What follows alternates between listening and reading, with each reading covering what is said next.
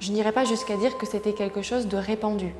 Mais effectivement, ce qu'on retrouve, c'est à plusieurs reprises une hésitation entre épidémie et crime d'empoisonnement.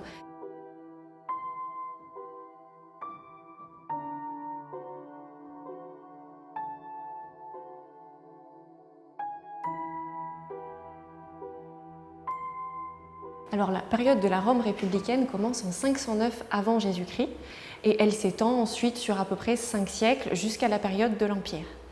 C'est une période qui nous est connue grâce à plusieurs sources littéraires et notamment grâce à l'historien Tite-Live.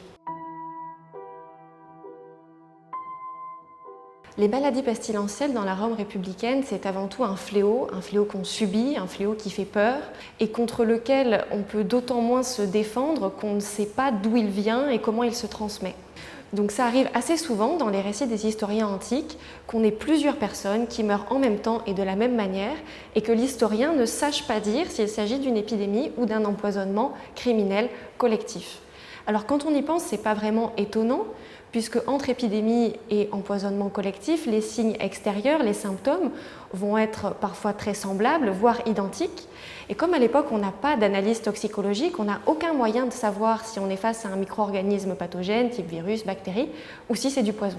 Cette difficulté à trancher entre épidémie ou empoisonnement criminel, elle est très bien illustrée par un épisode en particulier qu'on appelle l'affaire des matrones empoisonneuses. C'est l'historien Tite-Live qui nous le rapporte. En 331 avant Jésus-Christ, qu'est-ce qu'il se passe? À Rome, des matrones, c'est-à-dire des femmes de citoyens romains, sont accusées d'avoir préparé et administré des poisons. Certaines sont prises sur le fait, on les amène sur le forum, en plein centre de la ville, et comme elles prétendent que ce ne sont pas des poisons mais des remèdes, on les force à boire leur propre préparation. Et elles meurent sur le coup, en plein forum. 170 autres femmes sont aussi arrêtées, accusées aussi d'avoir préparé ces poisons, et jugées pour empoisonnement, et il s'agit du premier procès pour empoisonnement de toute l'histoire de Rome.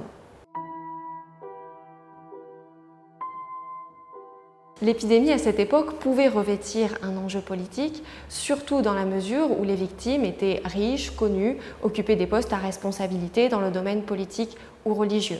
Effectivement, ça peut être intéressant d'essayer de faire passer une épidémie pour un crime d'empoisonnement ou inversement de faire passer un crime d'empoisonnement pour une épidémie.